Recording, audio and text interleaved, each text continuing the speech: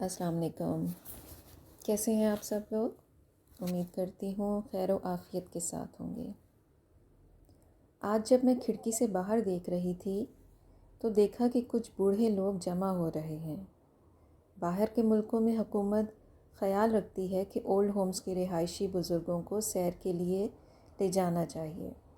وہ اپنی بس کا انتظار کر رہے تھے، اتنے میں ایک اور بس آ کر رکی جس میں سے تھوڑی دیر میں چھوٹے چھوٹے بچے اسکول کے اترنے لگے جن کو سوئمنگ لیسن کے لیے قریب کے سوئمنگ سینٹر میں جانا تھا۔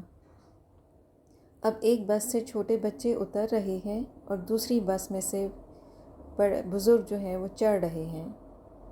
ایک عہد جو ابھی آنا ہے، ایک نسل جس نے ابھی پروان چڑھنا ہے، اور ایک طرف ایک عہد، ایک دور ہے، ایک فصل ہے جو کٹنے کے لیے تیار ہے۔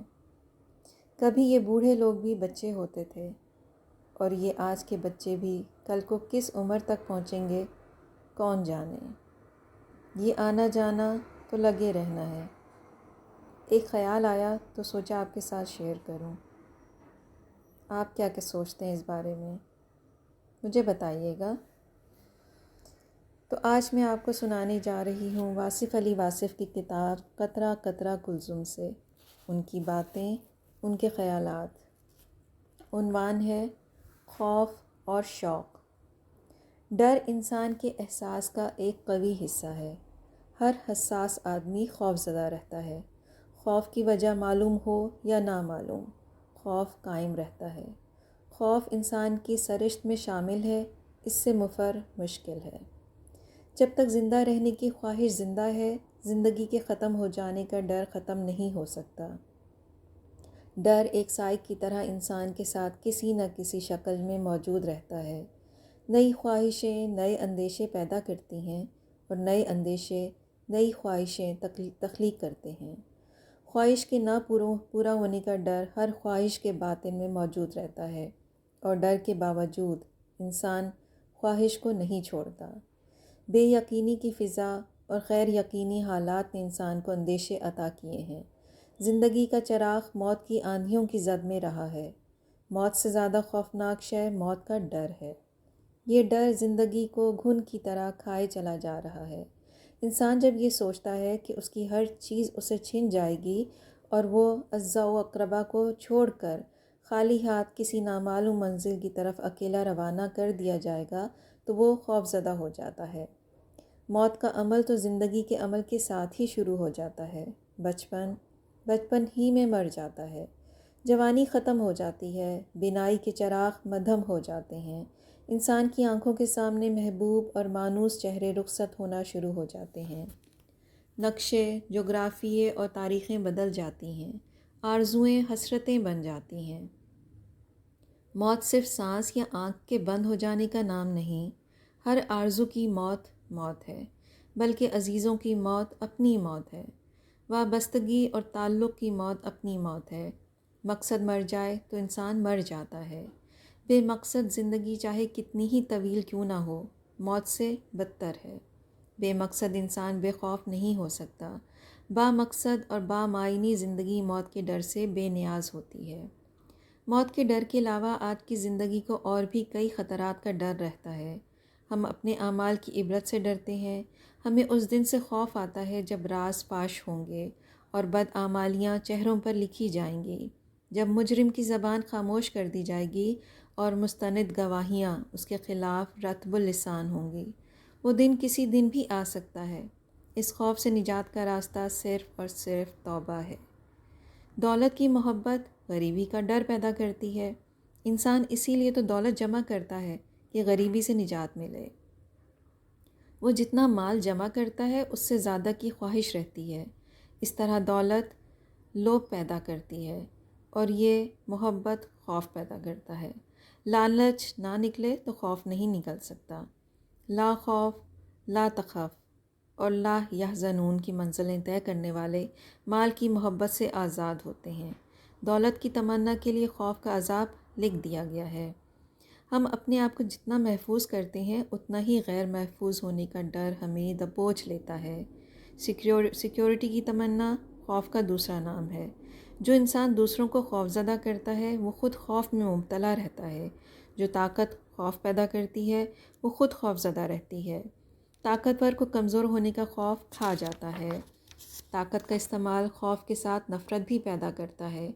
کمزور انسان کی نفرت ہی طاقتور کے لیے خوف ہے۔ یہ خوف طاقت کی موت ہے۔ کوئی دنیاوی طاقت ہمیشہ کے لیے طاقتور نہیں رہ سکتی۔ فرعون کو موسیٰ کی پیدائش سے پہلے ہی خوف لاحق ہو گیا تھا۔ فرعون کی دولت، اس کا دبدبہ، اس کی حکومت اور اس کے لشکر اسے ایک بچے کے خوف سے نہ بچا سکے۔ ایک انسان کے خوف نے ایک بادشاہ کو چین سے بیٹھنے نہ دیا اور آخرکار طاقت غرق دریا ہو گئی۔ اقتدار اور اختیار کا بے قرار رہنا فطری بات ہے۔ کچھ لوگوں کے لیے ماضی کی یاد خوف پیدا کرتی ہے۔ کچھ لوگ مستقبل کے اندیشوں سے دوچار ہیں۔ خوف موجودہ لمحے کا تو ہوتا ہی نہیں۔ خوف صرف جانے والے یا آنے والے وقت کا ہوتا ہے۔ گزرے ہوئے زمانے کا خوف دراصل آنے والے زمانے کا خوف ہے۔ ماضی صرف اسی وقت خوف زدہ کرتا ہے جب اس کا ناخوشگوار نتیجہ ابھی باقی ہو۔ اس کی رحمت پر نگاہ رکھی جائے تو خوف ختم ہو جاتا ہے۔ خوف آخر مفروضہ ہی تو ہے، وہ المیہ جو ابھی رونما نہیں ہوا اور رونما ہو سکتا ہے، اندیشہ کہلاتا ہے۔ انسان اگر مستقبل کو آئینہ تخیل میں اتارنے کی بجائے حال کے فرض کا قرض ادا کرے تو خوف سے بچ جاتا ہے۔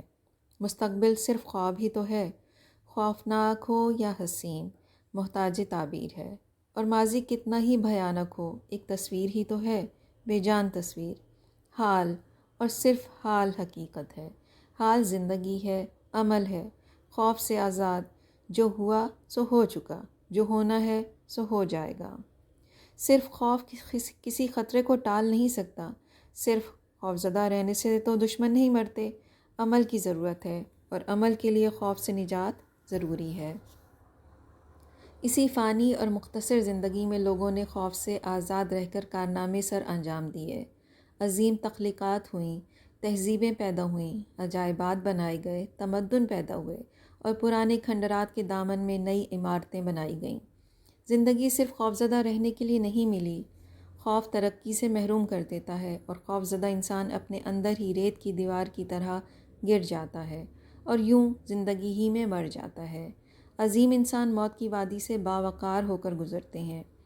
دراصل کچھ مزاج ہی ایسے ہوتے ہیں جو ہر حال میں ڈرتے ہیں۔ عبادت کریں تو اس کے نامنظور ہونے کا انہیں ڈر سا رہتا ہے۔ وہ سفر کریں تو حادثات کا خطرہ ان کے دل کی دھڑکنیں تیز رکھتا ہے۔ دھوپ ہو تو انہیں دھوپ سے ڈر لگتا ہے، بارش ہو تو بارش سے۔ وہ بجلی کی چمک اور بادلوں کی گرج سے ڈرتے ہیں۔ وہ کسی ناگہانی آفت کی گرفت کے امکان سے آزاد نہیں ہو سکتے۔ ان کے قلوب کی سرزمین میں ہمہ وقت زلزلے آتے رہتے ہیں۔ وہ ہر وابستگی سے ڈرتے ہیں۔ وہ قربتوں سے بھی ڈرتے ہیں اور فاصلوں سے بھی خوفزدہ رہتے ہیں۔ ان کے لیے ہر مشاہدہ خوف پیدا کرتا ہے۔ اندیشوں کی آکاز بیل ان کی زندگی کے شجر کو لپیٹ میں لے لیتی ہے اور ان کی ہستی اس ٹوٹے ہوئے جہاز کی طرح ہوتی ہے جسے کوئی ہوا بھی راس نہیں آتی۔ بزدل انسان کو کوئی حالت خوف سے آزاد نہیں ہونے دیتی۔ کوئی نہ کوئی خطرہ اس کے وجود میں موجود رہتا ہے۔ اسے دریا میں ڈوب جانے کا ڈر رہتا ہے، صحرا میں پیاس سے مر جانے کا ڈر رہتا ہے، اسے دنیا کا ڈر رہتا ہے، عقبہ کا ڈر رہتا ہے۔ وہ شاید یہ نہیں جانتا کہ اللہ کی رحمت اس کے غضب سے وسیع تر ہے۔ یہ زندگی اندیشوں کے لیے نہیں پیدا کی گئی، یہ زندگی اس کی رحمت اور اس کے فضل کے حصول کے لیے دی گئی ہے۔ راتیں ہمیشہ تاریک نہیں ہوتیں اور کوئی تاریک رات ایسی نہیں جو دن کے اجالے میں ختم نہ ہو۔ سورج ضرور طلوع ہوتا ہے۔ کامرانیوں کا، سرفرازیوں کا اعتماد اور یقین حاصل ہو جائے تو اندیشے ختم ہو جاتے ہیں۔ اعتماد محبت سے حاصل ہوتا ہے، خدمت سے حاصل ہوتا ہے، عبادت سے حاصل ہوتا ہے۔ جس زندگی میں شوق ہوگا اس میں خوف نہیں ہوگا۔ خوف دوزخ ہے، شوق جنت۔ مفادات کو مقدم سمجھنے والے مقام شوق نہیں سمجھ سکتے۔ شوق کا تعلق دل سے ہے، مفادات کا واسطہ دماغ سے ہے۔ دل قربانیاں پیش کرتا ہے، عقل حاصل کی تلاش میں سرگرداں ہے۔ قربانیاں پیش کرنے والے کو کوئی ڈر نہیں ہوتا اور حاصل کی تمنا کرنے والا محرومی کے اندیشوں سے نہیں نکل سکتا۔ جب تک یہ زندگی اس مقصد کے لیے نہ صرف کی جائے جس مقصد کے لیے اسے تخلیق کیا گیا، یہ خوف کے عذاب سے نہیں بچ سکتی۔ اور وہ مقصد خالق ہستی نے واضح اور واشگاف الفاظ میں فرما دیا ہے۔ پیدا کرنے والے کی منشا کے خلاف جو زندگی ہوگی خوف زدہ ہوگی۔ خالق سے دوری جس شکل میں بھی ہو ڈر پیدا کرے گی، اور خالق کا قرب جس حالت میں بھی ہو خوف سے نجات دے گا۔ فیصلہ انسان نے خود کرنا ہے۔ کیسی لگیں آپ کو آج کی باتیں؟ مجھے تو پڑھ کے ایک دفعہ سے پھر اپنے ایمان کو تازہ کرنے کا موقع ملا۔